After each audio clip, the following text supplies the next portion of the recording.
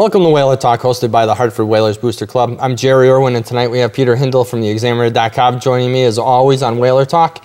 We have a host of things to talk about. First, most important, Peter was requested on a TV show over at another TV station. We can't. I don't know if we can say it. I don't want to get any legalities here. How'd it go? It was great. They had a pretty good setup there. They had Bobby Crawford, who was a former Hartford Whaler, also was a New York Ranger, who owns several rinks in the area. He owns the Cromwell rink and the Bolton rink, and also the I don't know, there's another one, I think. I can't remember what it is. Bolton, yes, there is another one. So he owns all three rinks, and he's very involved in the youth movement. He also does a lot with the rinks in Bushnell Park when we do the Winterfest. The Winterfest, And, you know, they've gotten 100,000 people over the last 2 years. That's amazing. So we talked some hockey with him. We talked about, you know, AAG, the Rangers, the Connecticut Whale, some old Whaler memories. You know, Bobby Crawford talked about one of my favorite things, and that was scoring the winning goal against the Bruins. That's great. So, you know, he said there was nothing like those Bruin Whaler games that really brought to him the fact that this is you know, there is a core of hard hockey fans here.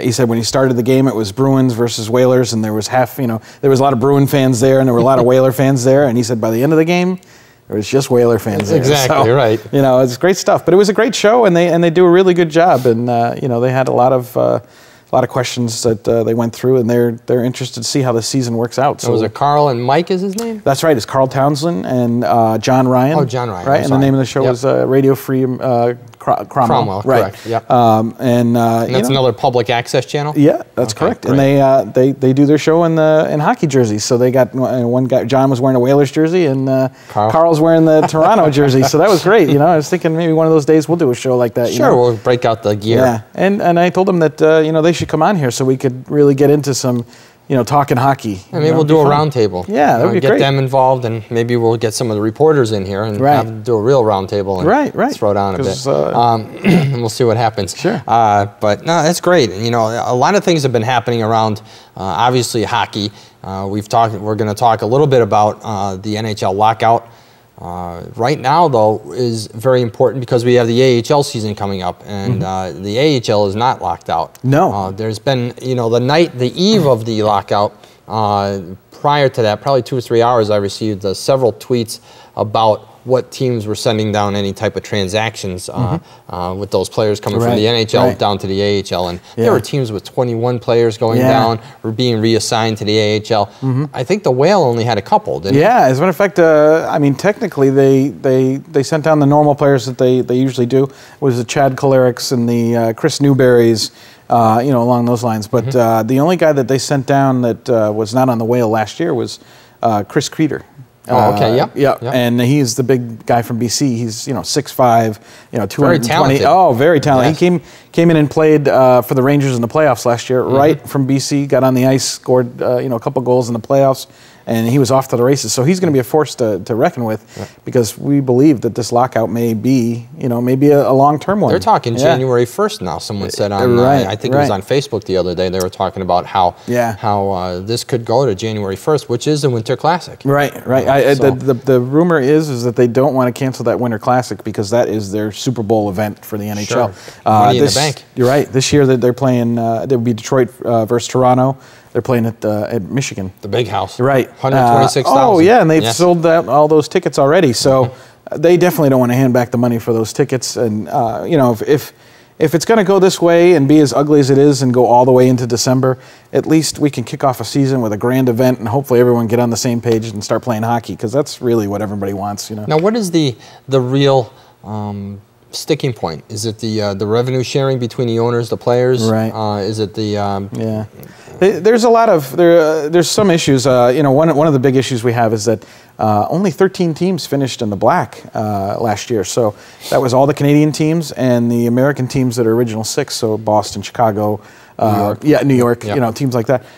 Detroit is another one. But the rest of the league lost money. So you know, I think that the issue is they're saying, well, you know, we don't mind losing a little money, but now we're starting to lose a lot of money, and it's happening compounded over year. I mean, we've heard about the New Jersey Devils. 70 million. Yeah. 70 million in a hole, and they were in the Stanley Cup Finals. So, you know, something had to change, and I think the owners are saying, we need to restructure it. And I think the players are saying we're tired of bending over backwards. Sure. So, it certainly seems like, and we've heard from other people, and we even had Howard Baldwin on the show last week, yep. who told us that, he thinks that this is going to be, it's going to definitely go into the season. So if you're one of those guys out there hoping that they won't cancel games, well, they've already canceled the preseason. Right, games. right. The schedule has been it's not much harder. It gets as closer they get to that Winter Classic is probably when we're going to see something develop. There's a chance always that they could come to a head and put things together and get a season going earlier, but it just doesn't feel that way right now. Well, it's very bothersome. You have a sport that is not as powerful as football, basketball, and baseball, and I don't think they can chance it like this. Right. Another thing is when now we get into our hockey season here in Hartford. Right. The Connecticut Whale, and we have our good season last year. Right. They got into the playoffs. They met the Norfolk team that really they played them hard. Yeah, they did. That was the number one team that had all those wins in a row. The Whale played 9 playoff games last year. They were 5-4. Yeah. Finally beat Bridgeport, knocked them out of the playoffs. So that was kind of good. That's little in-state rivalries, not bad. Never hurt. Sure, for the Ranger fans, and it was an Islander-Ranger matchup. So, that's kind of interesting. So they did have a somewhat a productive off season or playoff season last year, and then this year, the rosters had some switchovers. Of course, they've had some players go to the KHL. The KHL is the European League, which has really got an influx of talent. Because if you remember, Carl Hagelin and was on the Connecticut Whale at one point. He went to, I think, Sweden to play. So a lot of players are going overseas to play rather than going down to the AHL. Right. Zdeno Chara. Yeah. He signed today. Oh, he did? With a European team. Oh, did he? It wasn't KHL, though. No. It was someone else. Yeah. And so you're going to see more of an exodus heading out to those leagues to keep them in shape and to keep them fresh. Yeah, it's good for them. But unfortunately, we can't see those games. So, right, exactly. So that's kind of a bummer. But training camp for the Whale started on Sunday. Yep. And they're going to duke it out, and there'll probably be some cuts. I think they've invited like 4 or 5 goaltenders. So we're going to see a new goaltender this year, which will be interesting. There's a guy, his name is Jason Missinen, who's 6'8". Wow. So that's going to be fun to see that. Absolutely. It's going to be like having Godzilla in that, Exactly. when he's dressed in all that green. So and then you have, was it tomorrow night they have their first preseason game? That's correct. Which is October 3rd. We're filming this now. It's October 2nd. Yes. And tomorrow will be a game at Bobby Crawford's rink there. That's the Cromwell one. Cromwell rink, I think it's called Champions Skate Center, I think. Yep. But that's free and open to the public. I encourage you to go down and see it. It's great. We have our club here in Hartford, and with what Howard did last year, rebranding, tripling the season ticket base, getting the fans back in the building. Right. Things have changed. AEG, MSG, they're running the show now with the marketing side of things. Hopefully they can continue the momentum to keep the team viable and get the families in there, because you really see the kids out there, and it's a great environment to raise young hockey fans in Connecticut. Sure. I mean, you got to have some kind of sports is a big part of life, So it's good to have, if we're not going to have the NHL, it's good to have the AHL, have a professional hockey team here, have a team that kids can look up to. Most of the players are pretty approachable and friendly, so that's a good thing. It's a lot of uncertainty coming up in Hartford because with the RFP process, the request for proposal process that goes through at the XL Center. That's how the state or city, I think it's the CDA. It's the CDA, Department of Administrative Services, will be putting out an RFP if in fact they can. The other thing that people have to realize, the lease is up in 2013, June of 2013. And what people have to realize is the state has the option, if it's in the lease, to extend it to the current management team that's in there, which would be AEG. Right. Now, with that being said, AEG is now up for sale. Right. I don't know if they're thinking about this, if the state it's on their radar, if it will even affect the management of the XL Center. Yeah. It might just be a thing for the West Coast. I mean, who do they own? They own part of the LA Lakers? Yeah. They own part of the Lakers. They own the LA Kings, of course. They own the Houston MLS Dynamos? soccer team. Yeah, the Dynamos. And they own also the LA Galaxy, which is another soccer team, and I think it's in the MLS too. Yes. Yep.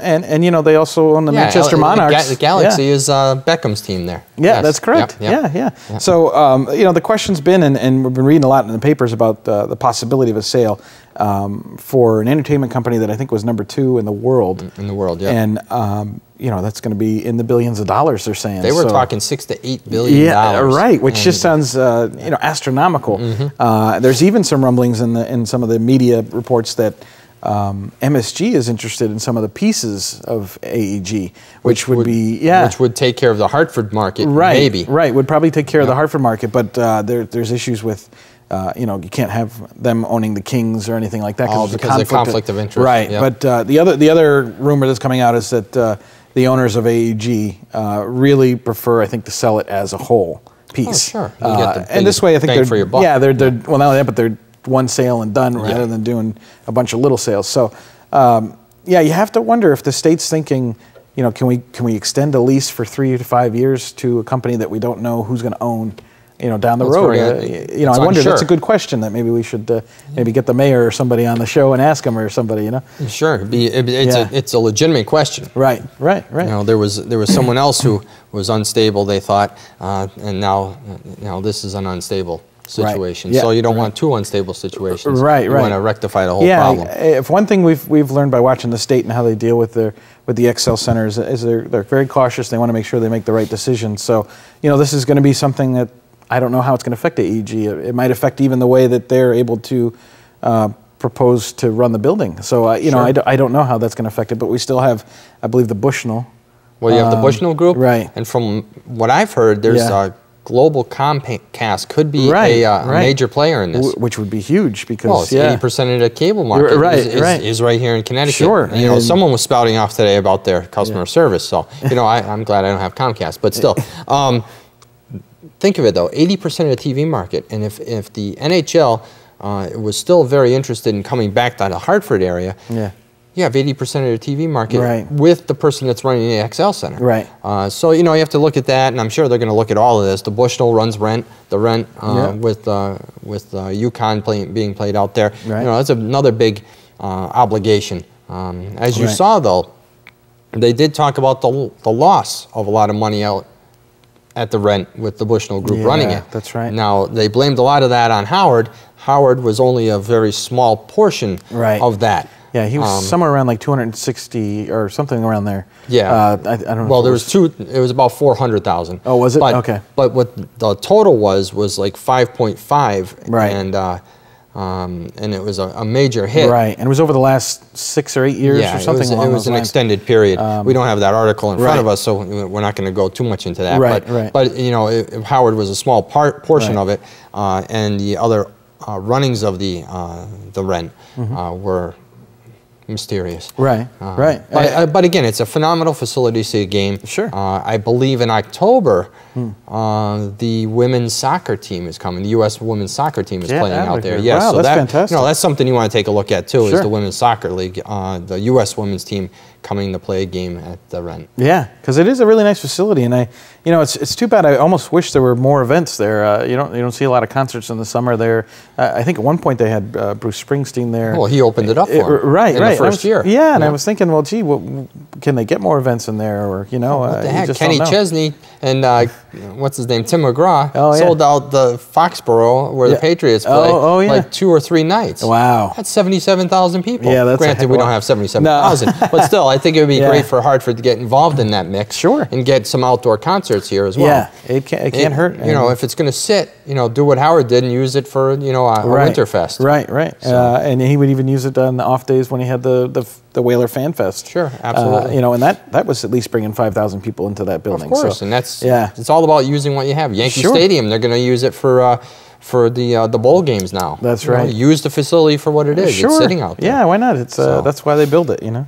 So, so who are the, going back to now the Connecticut Whale that's starting up, their first game is going to be October 12th. That's correct. Yeah, that's a Friday night. Yeah, and it's $12 seats. Yeah. So we'll be there doing that. Yeah. And we'll have to check it out. But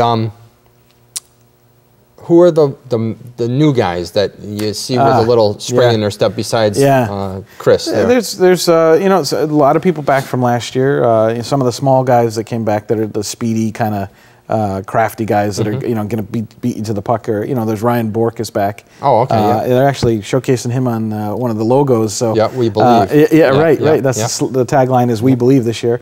Then there's Christian Thomas, who you might remember, Steve Thomas, who was a Chicago Blackhawk. And the Islanders. Right. Yeah, and number 32. Yeah, his son is Christian Thomas, who's on the Connecticut Whale this year. We're really getting old, aren't we? Yeah, it is happening like that, isn't it? So, you've got him, and then, one of the interesting things about the Connecticut Whale this year is Wade Redden, who is the captain of the team, will not be allowed to play, even in the AHL. Oh, he has an NHL contract. Because he has an NHL contract. Which is quite lucrative. Yes, it is. For him. Yeah, the richest man in Hartford, right? That's all right. So, unfortunately, he will not be able to play with the team. So, there's been some veteran signings. Like I said, they were going to bring in a new goaltender this year who probably is going to back up Cam Talbot. The defense, they've brought in a couple new players. In training camp right now, one of the players that wasn't back was Scott Tansky. You remember the redheaded guy? Yeah, number 13. Number 13, there right. You go. He was on his way to Orlando and was going to play for the Solar Bears. It's an ECHL team. And sure enough, the Connecticut Whale said, well, you know what, let's take another look at you. So they called him back. And, they had a scrimmage game the other day, and he scored a goal. So perfect. Maybe he'll get on the team. I hope so. He was a spark plug. Oh, he definitely was. Yeah. He's the type of kid that is going to hit twice as hard as he is. Right. And he's, sometimes he's one of those guys that you may not see him on the stat sheet. Yep. But believe me, he's doing things. Right. He's the guy behind you. You hear that crunch. Right. Yeah. Exactly. So there's it's going to be another interesting season. It's going to be especially in Hartford. You're going to see some NHL talent from other teams now. The games may get a little bit more exciting. There may be more skill, maybe more scoring, maybe more defensive.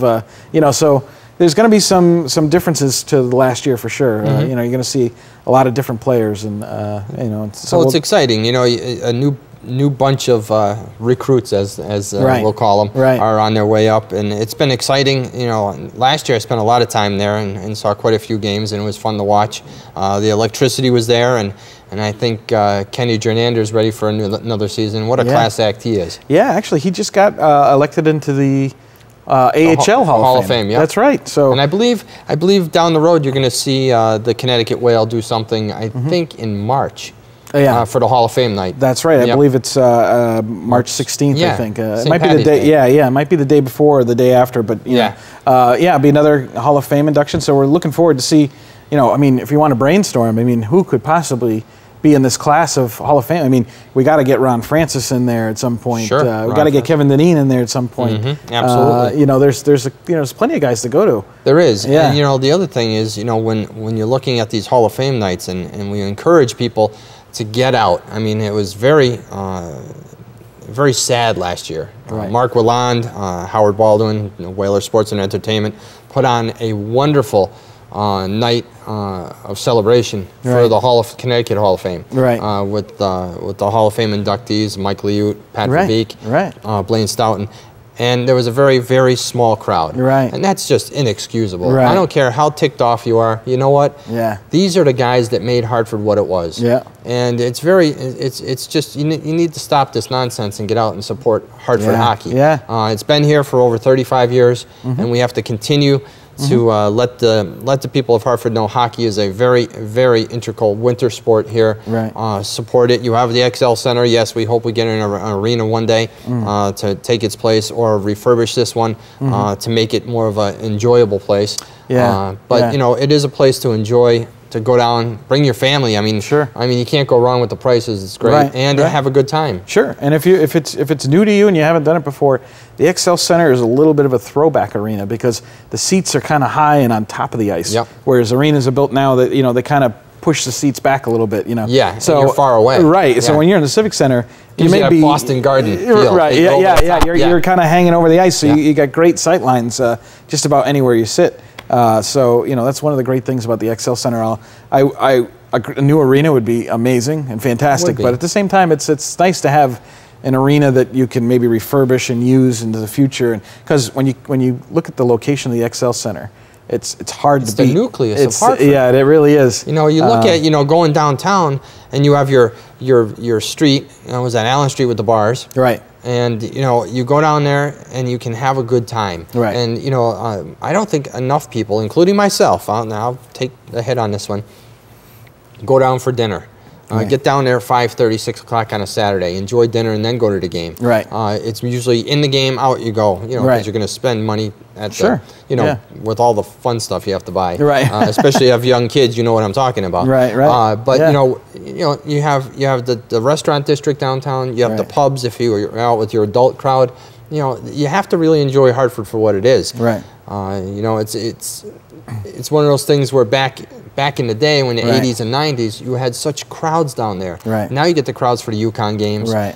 The Connecticut Whale has drawn much better over the last couple of years, so hopefully they can maintain that momentum and get people down there. Yeah, like Jerry and I have been to many of the restaurant owners and spoken with them and talked to them and mentioned the Hartford Whalers Booster Club, and they're very friendly, and they're just going to love it if people come down there and go see them and then go to the game. It's funny when you talk about the day we spent in the afternoon, and we went down to several of the pubs and restaurants, and we talked about what it was like back in the 80s and 90s, supporting the Whalers, and a couple people I remember my dad took me.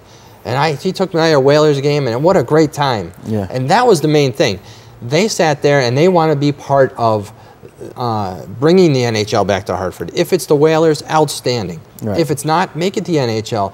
And it's time, even with the Connecticut Whale now in the AHL, I'm not being critical of them. I'm sure many childhood memories, family memories have been made with the Connecticut Whale, the Wolfpack, and the Whalers, whether it be the New England and Hartford. Right.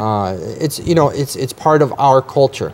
Right. And people have to realize we are not just the stopping place between New York and Boston. Right. We are Hartford, Connecticut, and we were on the national map. And what people have to realize is we are a major league city. If our leaders, the mayor and the governor, want to get together and they want to make Hartford a major league city again, it's totally up to them. Right. And I think that's what our people in the Booster Club really have to start putting the metal to the foot to the metal and go. And go and really start to pester legally the mayor and the governor and get them going to get the NHL back. Yeah, because it's just one of those things that there's a lot of issues with real estate in the city. Crime's somewhat of an issue, of course. Not downtown, but in the outskirts. So it's almost like that saying. It always gets darkest before the dawn, storm, or the dawn, or whatever. Well, Sean, and Sean, he's one of our co-hosts, Sean Irwin. Right. He says, I feel like it's raining. It's cloudy, but the thunder's gone. And again, I'm doing it no justice. He has a great line, and it's a great tagline. He says there's going to be clearing, and whether it's AHL hockey for the next 15 to 20 years or the NHL, he says you can see it. You can see it starting to clear, and people are starting to find their way. Right. And then we spoke with Howard Baldwin about this and Mark Willand about it. And really, what tends to happen is because we've had so many changes in the hockey market, we have that fragmented fan base. Right. And it's doing it no justice that we keep on flip-flopping back and forth with teams, whether it's AHL, NHL, whatever it may be. Yeah. We have to get all of us on the same page to root for hockey. Right. And just, really get in there. So. I know we talk about the fractured fan base a lot, and it's almost a little comical. I mean, I've always kind of a little bit of pride of it because when you think about it, a fractured fan base means that there's a lot of passionate people. Yes. There's a lot of passionate people because people don't argue unless they're passionate about something, Right, exactly. So, I mean, it's an interesting thing because when you look at it from the outside, we're only talking about two teams here. We're talking about the Whalers and the Rangers' top affiliate. Absolutely. But there's been 4 brands. Right, exactly. And each faction likes the brand, and it's just amazing. So it goes back to okay, you have your followers. Right. It's like a cult. I mean, it's an underground cult, anyways, with the Whalers and their following. Right. And then you bring in the Wolfpack. Right. And then the Connecticut Whale, and now you have other segments Right. of their cult and their Right. underground, their underground Yeah, cult, and it's yeah. like, well, we can't be part of them. You can't be part of it. No, we really can. Honestly, we can all yeah, sit in the yeah. same building together, and we can all be friends, really. Right, right. And I mean- I totally agree with it. And Chuck Steedman is now managing the marketing part of it, and we were able to sit down, and the Booster Club will be on the concourses this year correct. again with our Whalers Right. memorabilia. We encourage all of you to come down and see us. Yeah. What's going to be nice is the partnership that the Whalers Booster Club and the Connecticut Whale / XL Center and Chuck Steedman. He was very, very gracious with his two associates, Michael Casa and Brian Glynn. That's very correct. nice guys. Yeah. That we're going to meet up with them, and we Right. developed a nice relationship. We did, Yeah. and it was great to happen because it's nice to be on the concourse. Scott Gray thought we were going away, but we're going to be on the concourse this year. Yeah, so. I disagree with that statement totally. Yeah. The Harvard Booster Club is not going away. We're not going away anywhere. Yeah. And the bottom line is we're here until the NHL returns, or we support hockey in Hartford, Right. and that's what And- people have to and realize. We even do more than hockey. We are going to, and we're going to put this out to our fans out there and our members, we are going to have in the future the gentleman that designed the Hartford Whalers logo. That will be our next show. The taping for that will be October 16th, and it will be airing in November. By chance, I met this gentleman who created our logo. That would be this logo right here, the Hartford Whalers logo, and it's absolutely phenomenal. He's coming on the show. I also have we have made arrangements to have Michael Zaleski come on from the Hartford Business Improvement District. So we have a lot going on. We thought the best thing that we could do tonight is revisit the Quebec Nordiques and New England Whalers. We have a little footage here for you, and I think you'll have a great time watching it. So we're going to check you next time on Whaler Talk. And so they have the firepower up front. I know it's all back, so you mentioned he had a tremendous opportunity. Al Smith kept it a 1-0 hockey game. 44 seconds on the penalty to Miller. 5:36 to go. Here in Quebec with the lead, they win the draw. Olivier, quick shot. Blocked by Keon or Keon trying to kill out as many of those seconds as he can. Trying to skate around, keep away hockey for Dave, doing a great job. Dave Keon showing you many years of experience skating back and forth, getting something in behind Jim Dorsey. Probably killed off 20 seconds there. Mark Carter from the left side, 20 seconds on this power play. Mark Carter with the run. Trying to put wide out Smith. Dave Smith will run it down. Big measure. So we get some view of the now we'll always freeze that puck and they have that opportunity. 13 seconds of the penalty. Alan Hanklin is playing an excellent game today. He blocked a couple shots. He took a shot early, and I saw him limping, but it was only momentarily. And as you say, we have 13 seconds left. Warren Miller,